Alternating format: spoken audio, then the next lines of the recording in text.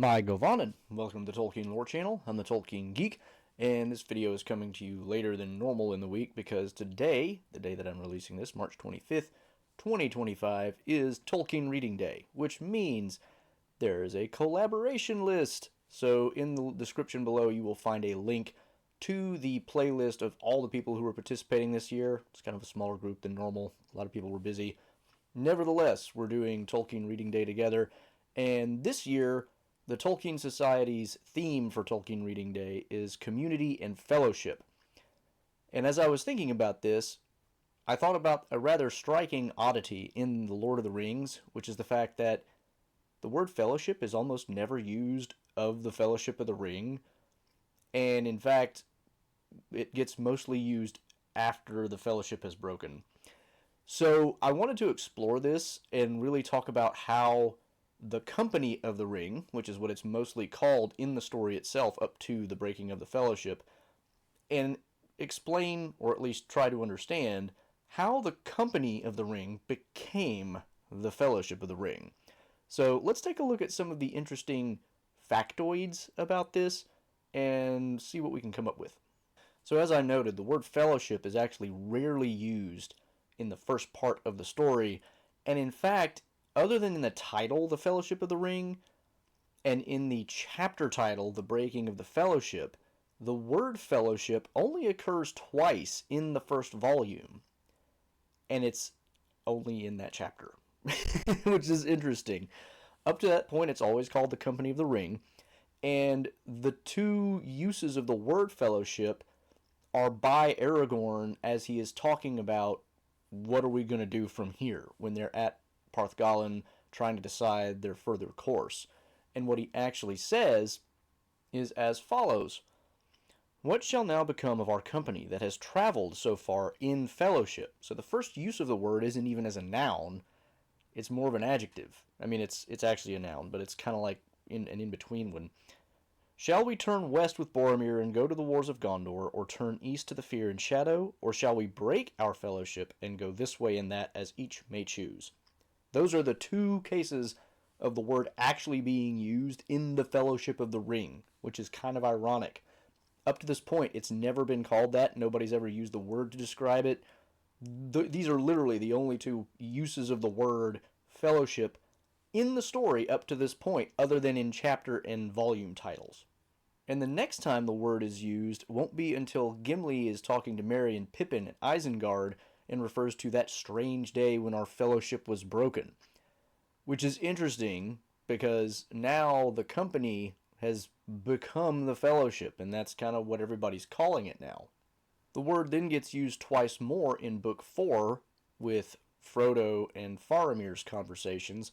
Frodo uses it the first time when he says that he has to fear that he and Sam may be the only ones left of their fellowship, and then Faramir will later say that some serious problems have followed his fellowship. And then the word gets used 4 more times in Book 6.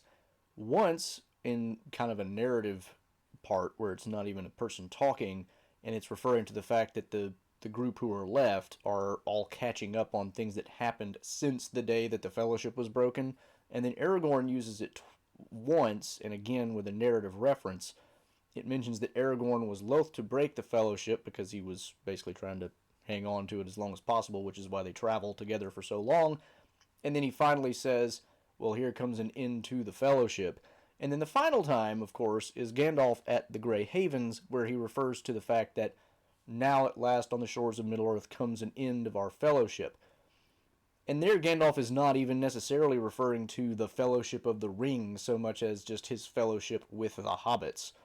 So there's actually very few references to the Fellowship of the Ring outside of, like I said, chapter and volume titles. Well, what about the word company? The interesting thing here is that the word company is used both before and after the chapter where the breaking of the fellowship happens. But you notice a very steep drop-off. You get a whole lot of references to the company, capital C, in Book 2. And then after Book 2, there just aren't nearly as many. Now, there's a lot of uses of the word company that don't refer to the Company of the Ring at all. but if you look through, you'll find that there are very few, relatively speaking, after the breaking of the Fellowship. Although Aragorn, even in Book 3 at the very beginning, will talk about how the company is all in ruin because of the decisions he's made. And so even he is still referring to it as the company, even though he's just talked about it as a fellowship relatively recently. So it's interesting to think about this really interesting shift here of the terminology used to describe what they're talking about. Now, Tolkien, of course, was a linguist, and he was also very familiar with not just his, favorite languages from Northern Europe, but also with Latin and Greek and everything else. I mean, he was a well-educated man. Company comes from the Latin, and the two root words are cum and panis, which mean with and bread, basically. So, company basically means those you share bread with. And we can see how this could be used in both a very personal and a not very personal way, because if you're sharing bread with somebody, you're sharing a meal with them, and that tends to be personal, but there are also a lot of circumstances in which you might share meals with people purely on a business type footing, I guess you might say. And this is the sense that I think we get in the Fellowship of the Ring and everything that follows on it. The company of the ring is really about the idea that they're all together, partly out of necessity, and with some common goals, but they don't start out as the Fellowship of the Ring, which has, if not necessarily in its etymology, at least a certain amount of colloquial meaning as something that is much more personal and very intimate compared to a company. I mean, when we use the company in modern times, we think of businesses, people that, you may see on a day-to-day basis because you work in the same location, but other than that, you may not have really any conversation with them or anything outside the workplace. So there's a lot of things going on in that sense that company can mean something very, very impersonal. Fellowship, we don't usually use in that kind of a way. Fellowship usually, or almost always really, implies something a lot more, like I said, intimate or personal, because it's just the way we use the word these days. So why does the Company of the Ring start becoming the Fellowship of the Ring? And how and when does that transition really take place? Aragorn, of course, is the first person to use the word fellowship relating to the company, and he does it right before the fellowship breaks. You almost get the sense that Tolkien maybe wrote the chapter heading the breaking of the fellowship and then realized, you know what, I've never called it that. I should have somebody do that in this chapter. Whatever the reason, though, I think there is definitely an intentional shift in the way that characters think about this group after the fact, or at least around this time, as compared to before. Certainly, it doesn't seem like the original purpose of the group traveling together was much of anything beyond kind of just a luck of the draw situation almost. Because how do they pick most of the members of the Fellowship? Frodo volunteers to take the ring. Sam is going with him because Sam won't not go with him no matter what. Then we get Aragorn, Legolas, and Gimli. They are kind of just there to represent their kindreds, and because Aragorn is going south anyway, and Legolas and Gimli are free to split off anytime they feel like it and go back to their own homes. Boromir is also going south with Aragorn, except that doesn't really pan out quite so well. And so he's going too, because convenient traveling companion. Notice that word companion. That was not even an intended pun, but there you go. So most of these people are going along just kind of out of happenstance. Gandalf is going along because this is kind of his job. Merry and Pippin are really the only two, besides Sam, who are joining because of just their deep friendship with Frodo, the ring bearer. So they don't start out as a fellowship. So what is it that changes this group from a company to a fellowship?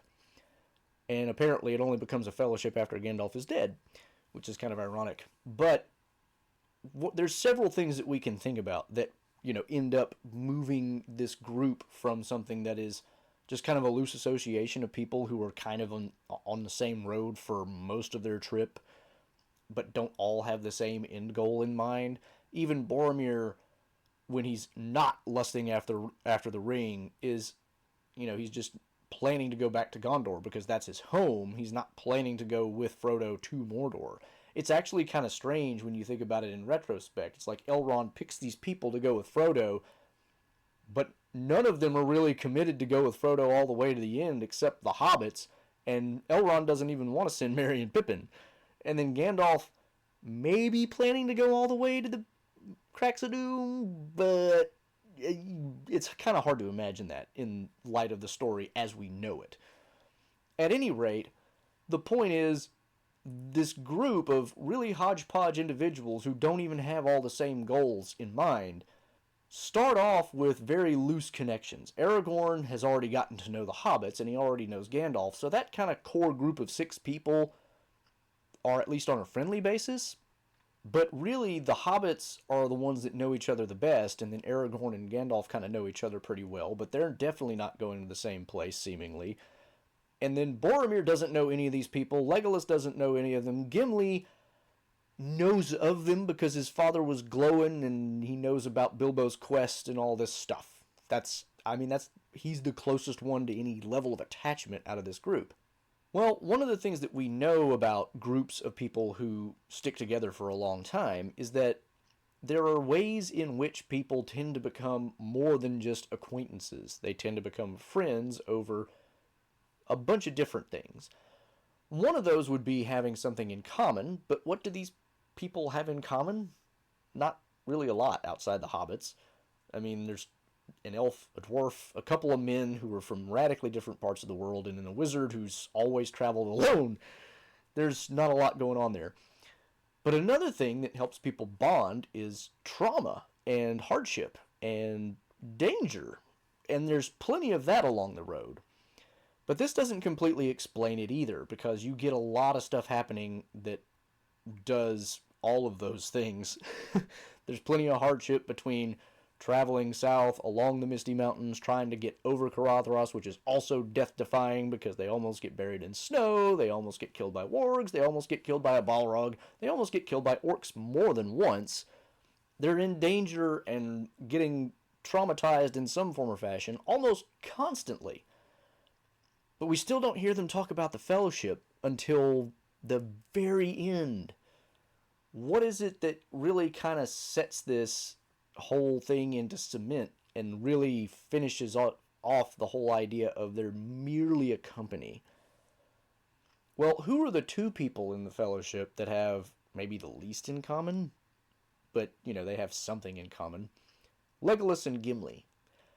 They don't exactly start with the greatest of relationships, let's be honest. Gimli is the son of Glowin, who makes a point of standing up at the Council of Elrond about how the elves weren't so nice to him as they were to Gollum, and Gandalf basically has to shut that down, and Gimli, or Glowin rather, politely acquiesces. But, of course, Legolas is there, and, he probably didn't take that all that well. And then there's a few remarks here and there between Legolas and Gimli. There's a conversation, a very brief conversation, where Gandalf again has to intercede because Gandalf basically has to tell both Legolas and Gimli, I've heard that both of your kindreds started the whole quarrel between elves and dwarves, and I'm not going to pass judgment now, but can y'all at least act friendly? So they're kind of, at loggerheads at least a little bit. But of course what happens right before the Falls of Rauros and Amon Hen and all that stuff is they go through Lothlorien. And here is where the actual friendship of Legolas and Gimli begins. Because, of course, Gimli, rather famously, falls head over heels in love, sort of, with Galadriel and basically becomes her Lancelot for the rest of the story. And it is in the wake of this that Gimli and Legolas are noted by other members of the company to start spending a lot more time together, which is a weird thing to observe given what we already know about these 2 characters. I think this is kind of like the last piece of the puzzle, in a sense, that has to get put together. Because at that point, the one real tension in the party, which was Legolas and Gimli having kind of this long-standing racial hatred of each other, not exactly hatred in their case, but at least, like I said, tension, maybe the best word. Animosity might even be too strong a word. But certainly they're not on friendly terms. They're not buddy-buddy in any sense of the word. But after Lothlorien, they are. And it is after Lothlorien that Aragorn talks about fellowship. And I think it's because he can finally say that of all the members of the group, honestly. Now, this is why you will find a lot of references after this point to the fellowship, even though you'll also find it in relation to the company. You'll still find those references. But after this point, every single one of the members of the group can look back a little more fondly with everything that they've been through, because not only now do they have all the trauma bonding and everything that went along with that, they now also can say, legitimately, that everybody was at least on friendly terms with everybody else. The one mild snag with this, of course, is Frodo's whole relationship with Boromir, and by extension, Sam's relationship with Boromir.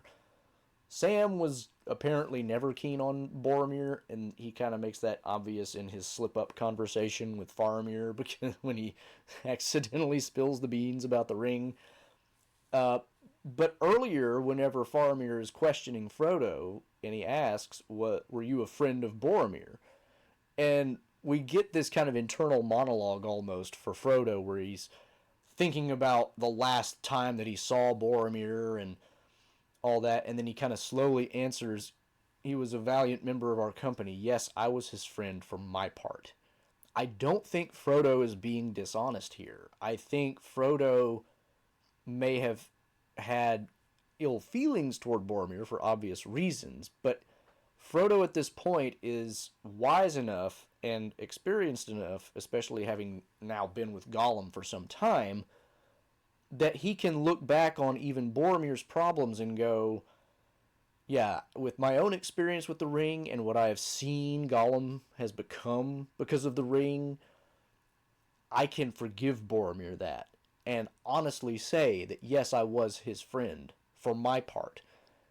He, of course, can't speak for Boromir because at this point in the conversation, Faramir hasn't disclosed that Boromir is dead.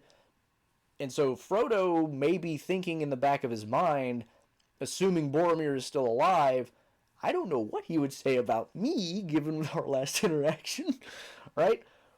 But Frodo, at least, for his part, I think is honestly saying, yes, I was his friend. And you have to remember, in the book, quite unlike in the movie, there are not really any instances of Boromir doing weird or creepy or ring-induced things until after Lothlorien, which is why Sam, in that same conversation where he accidentally slips about the ring, says that it was only after Galadriel apparently read his mind that Boromir himself realized what he really wanted, which was the ring.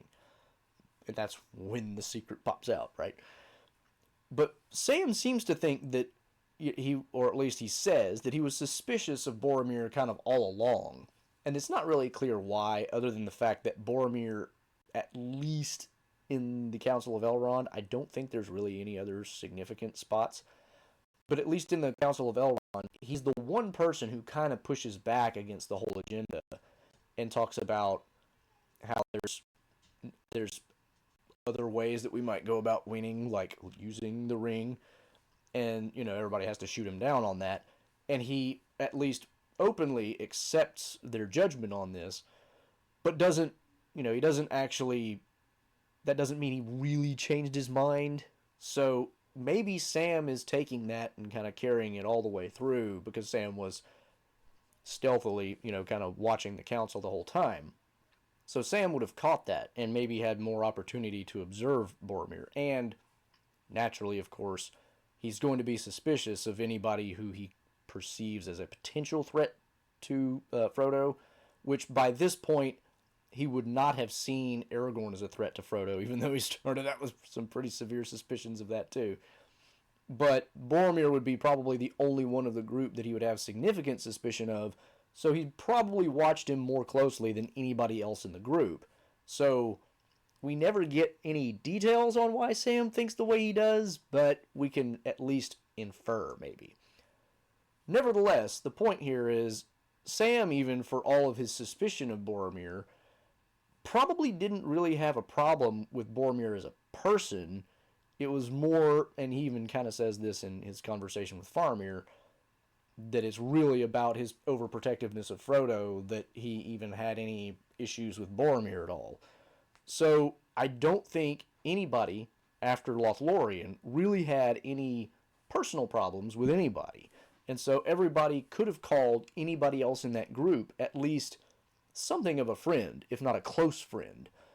But you don't get that until Legolas and Gimli patch up their relationship by, basically Gimli becoming an elf lover at the when he sees Galadriel. So once that happens, everybody can say that they are actually friends with everybody else, at least to some degree. And as a result, like I said, all the trauma bonding and all the other stuff they've all gone through will, that in retrospect will basically make them the Fellowship of the Ring. And this is a thing that happens in our lives all the time. We tend to view the past through the lens of where we are now a lot of the time. And I think that's what's happening with the Fellowship.